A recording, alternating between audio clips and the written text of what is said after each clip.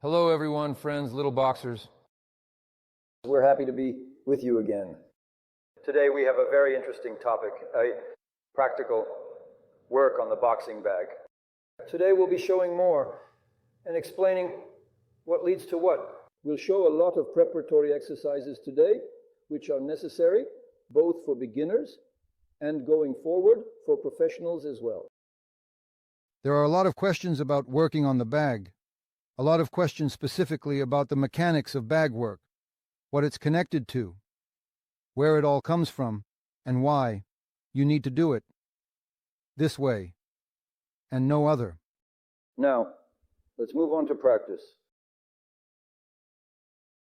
So, you approach the boxing bag only after warming up.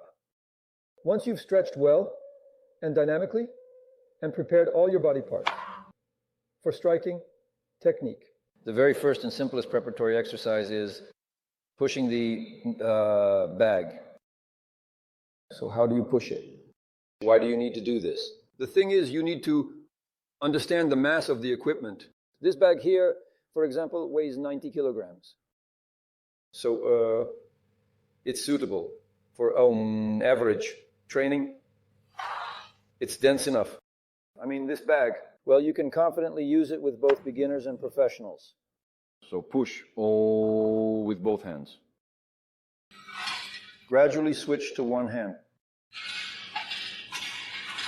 Try to maintain the direction of the strike itself.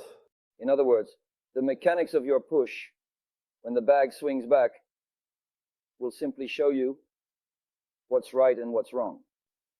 You can do the same thing with a boxing mitt.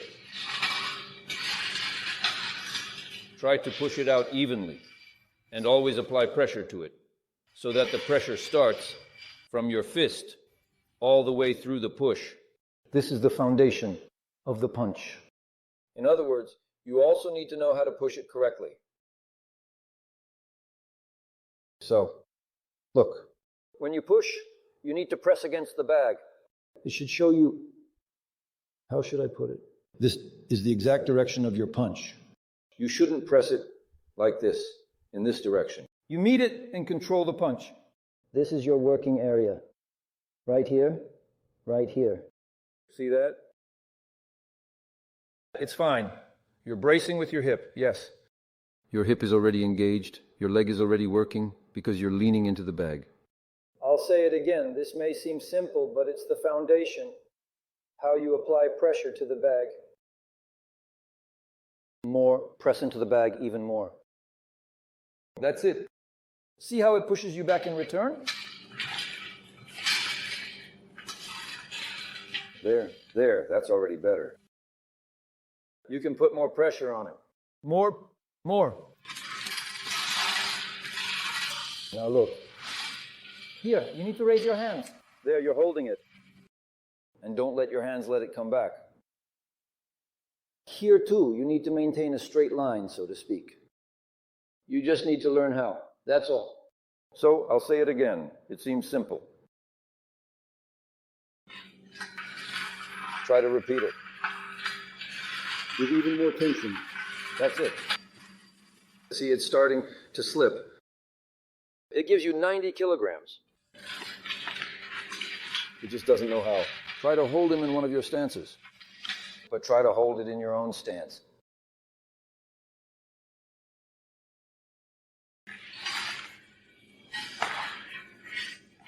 Just like that, you stand in front of him. That's exactly how you stand in front of your opponent. So, what's good about this exercise? It's that you can actually feel the strength for real. Exactly. Try to push it out, at least with your hand, because everything else is already working for you. Push against it, push. Simple striking is done with the hand. But in fact, a boxer's punch comes from the legs. So the first phase is the legs, the second is the hips, the third is the hands, and then the shoulders, and so on. To learn properly and quickly, we start by practicing with the hands. The hands determine the direction of your punch.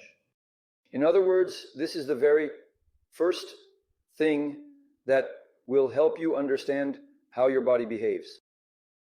To do this, you need to make sure your eyes are always watching your hands, so you can partially see your body, the bag, and the movement of your hand itself. This is the simplest punch. That's it. At this stage, there aren't any strict rules, like hold it this way or that way. Here, it's about what people say is the most correct punch. That is, without twisting or bending the wrist. In other words, only one muscle is working. The main point of this movement is to learn how to press into the bag. So when you start working with your hand, the most important thing is to learn how to wait. Here, the body remains unshaken. Very often, when you come into contact, you won't have the opportunity to swing widely. So what you'll be doing is using just one hand, Right? Yes. Only with one hand. To do this correctly, the muscle needs to know exactly where and how to strike. There's another point here, the matter of your distance. This is not a fighting distance. In fact, all the striking that we're about to do is only for working on the bag. But first, you need to understand how to clench your fist. That is how it is clenched. The muscle is relaxed, and then tensed, relaxed, tensed. You need to focus the final part of the strike on the bag. I'll say it again. There are two triangular channels, from relaxation to tension, and the second one with tension, immediately with tension, and you keep your hand tense like that. You can also do it like this. So why is the position of the fist in relation to the bag like this? Because this is the safest, well, the trajectory of the strike that won't break your bone. In the initial stages of conditioning, you must not do any twisting or any of those kinds of movements. All of that comes later, when you more or less understand what it's all about. Do you see how the handle fits? I can also place it on 3 knuckles. And originally, when conditioning, they use all sides to adapt both the muscle and the entire bone system. This is the first distance. Let's call it the close range. The second distance is when you start to, well, a little. Increase the distance, let's say, to a medium. Well, it's not exactly the medium, but let's call it a medium distance. And try to throw the punch by extending your shoulder and changing the geometry of your body. In other words, one of the physical forces you need is this inclined part of the body. This isn't yet a full weight transfer, but it's already getting close to transferring your weight. You need to connect the geometry, that is the trajectory of the muscle movement, the arm extension, and let's say the shoulder joint, or as people often say, the scapula. Friends, we now have an Instagram. The link is in the description below our video. We're also waiting for your topics and ideas for our next videos in the comments. And at the moment of striking, your body either moves slightly to the side or straight into the bag. You can move both to the side and into the bag. It looks like this. That is, the punch becomes stronger. Here too, you can align the impact on 2 knuckles or on the 2 metacarpal bones. You can also try hitting with the whole part of your fist. You should try both ways. You start from the beginning. You start all the movements slowly. There you go. This is like the simplest part. At this stage, you also don't need to do any turns, pivots, or apply pressure with your legs. One more thing. See, the bag started to move. You need to learn to hit in such a way that the bag stays in place. So as soon as it starts to move, you meet it. You meet it right away. You meet it right away. Instead of slamming it, putting emphasis into the movement, like trying to jolt it, you'll end up just pushing it at the very last moment. So, well, with full, see what happens? There's kind of a push along this line. To avoid this effect, focus on the moment of the actual line of pressure. That's what will make it stronger. And the bag is coming at you and you just stop it. Now we move on to the most difficult part. From the same distance, we start to transfer body weight. That's the most important thing in a strike. So here, you already choose your stance specifically for the strike. Here you can already aim for the middle distance, well, as the optimal distance. Middle distance, everyone can work at that range. The most difficult distance is when you're working at close and long range. Your hip will help you transfer your body weight quickly. See, that's the position. There it is. See? One move, I've already shifted my weight. Another move, I've already fired off the strike. I struck with a conditioned part. So that's the first option. See? There. Now I'm starting to shift my weight and already engaging the pass. See the bag? It stays in place. Here, just lifting the leg is enough. For now, don't twist or bend the leg. There's a certain trick to this as well. Because if you position your leg incorrectly for the front kick, you'll get such a distortion that most likely you'll still be able to kick, but you'll end up injuring yourself. For example, when the heel rotates and folds in like this, that's already a result of the hip movement. It's not your leg moving like this, but your hip turning. There are two ways to throw the kick. Look at my knees. See, the leg is bent. So the kick is literally delivered with a bent knee. But if I straighten this knee like this, standing up, once again. See? The leg is completely straight. The kick becomes stronger. Scientists say that this increase, straightening the leg, can add up to 20 or 25% more power. But in a fight, if you straighten your leg, it becomes very difficult to maneuver on a straight leg. So you'd have to lower it again. Again, as I said, while you're practicing, you get used to the distance. One distance, another distance, a third distance. I've already explained that in a fight, you'll only have one distance. That's the distance from which you can reach your opponent. You need to practice all the distances, short, medium, and long range. And the most difficult technique and the biggest mistake is if you position your leg incorrectly. Look, straight ahead. Now bring your hand up here and do the same thing, but this time upwards. Fold your arm, raising your elbow. The elbow should come up to a straight line. So once again, there should be a flat plane. So it's roughly at shoulder level or at the level of your beard. In reality, this trajectory will change for you. You'll be aiming along this trajectory. You see? You might have to move your hand upward or, on the contrary, downward. The main factor is this line that you'll be using as your reference. See, I lifted it up. There, I lifted it up. Not like this so it doesn't drop down on you. Bring your body and shoulder closer to the bag. There it is. See, there it is. Go. Right now, just focus on the rotation. Go. Go. Go.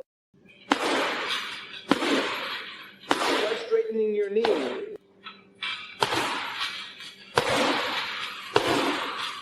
So you see, you approach the bag.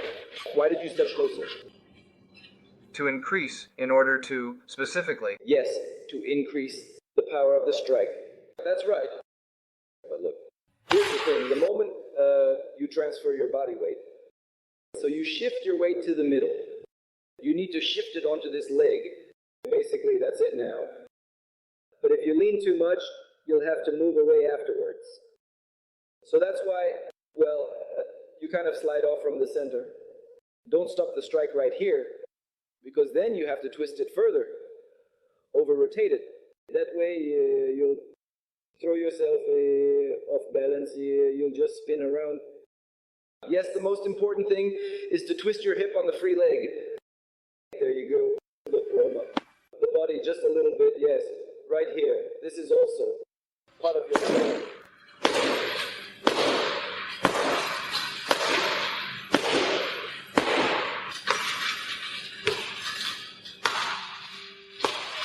That's right, all correct, all correct. There, twist a little. Yes. And go. Step back. Go. Go. Go.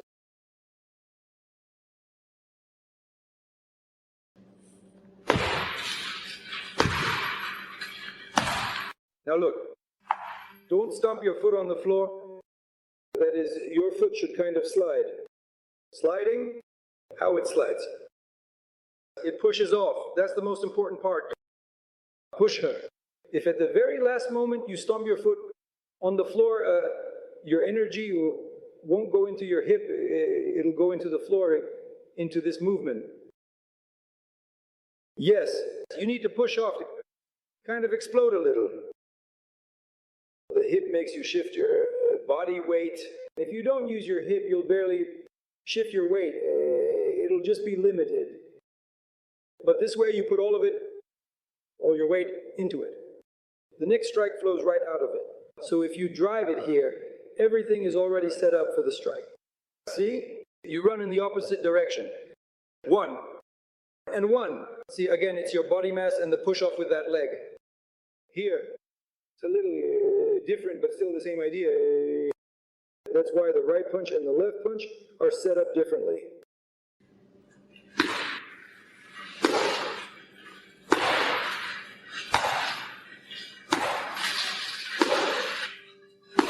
Now look, don't let your hand get stuck in between. Bam, and right back.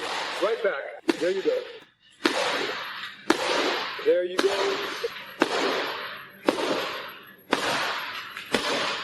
The most difficult form of the punch is the jump, when you do it while jumping. A jump is the result of a proper step, meaning a precise one, but exactly to the distance you need.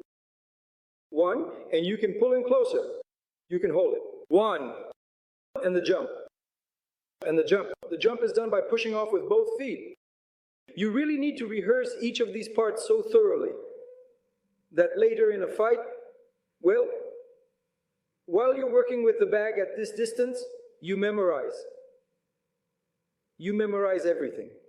At this distance, you remember how it goes there, how it lands, and then you transfer all of that into the fight. So here, yes, I know exactly that. Half a foot is enough for me to reach. Well, that's one option. That's one option.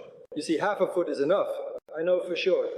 If he's standing right here, yes, with some maneuver, I can already make that leap. All of these little details, they come one after another. If you skip any part of this, for example, if you leave out the hip, you'll lose power. If you leave out the shoulder, you'll lose power. If you don't rotate or push through somewhere, you'll lose power. That's why a strong punch doesn't happen right away. On the rotation.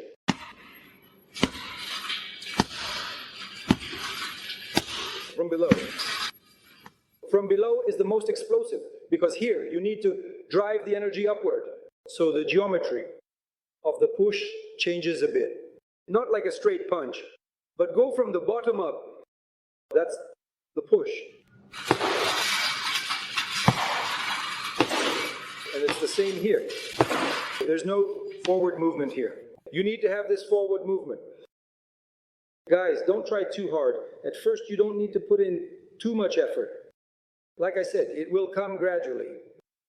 Learn to throw it calmly, slowly, deliberately, and steadily until you understand how to strike. You won't have confidence in the movement and there won't be any strong movement. And one more thing, right now he's practicing with gloves, only because he already knows. How? At least a little bit. That's why he's wearing gloves. A complete beginner, as I said before, should practice with just a bare hand. This is only so that you understand what it feels like. But do it without injuries, so that, God forbid, you don't hurt your hand. Later on, say after a month or two, once you understand what taping is, how to properly secure your hand, not too tightly, but to stabilize it. Then you can start using tape until you learn how to position your hand correctly. On the apparatus, it's better not to use any taping at all. That's why we'll continue making these short videos about working with the equipment. And I believe that in the near future, we will definitely film preparatory exercises for professional punches, such as the punch, jab, hook, uppercut, and so on and so forth. That is from what distances they are thrown, how they are best executed, and how to work in combinations on the heavy bag. What is a combination? There are preparatory punches, there are feints, and there are punches that will imitate something like defense, then a punch. All of this will be included in our program, and we will definitely share it with you, because it's very important, and especially in light of recent events, boxers have become very limited in their punches. They basically rely on 2 or 3 punches, like, I don't know, a jab and a punch. That's it. There are no complex angles or pivots at all. And some, well, on the boxing bag, by the way, mainly work on the linearity of the punch. But for example, on a boxing pair bag, there you already have the angle of rotation. So everything is completely different there. That's why equipment, well, this bag here, it's good. It's a professional bag. It has the right filling, so there's a little chance of injuring your hand. But there are very hard bags. They can weigh, say, 40 kilograms. But they're so dense, they're necessary too. That is so that you already understand what an accent is.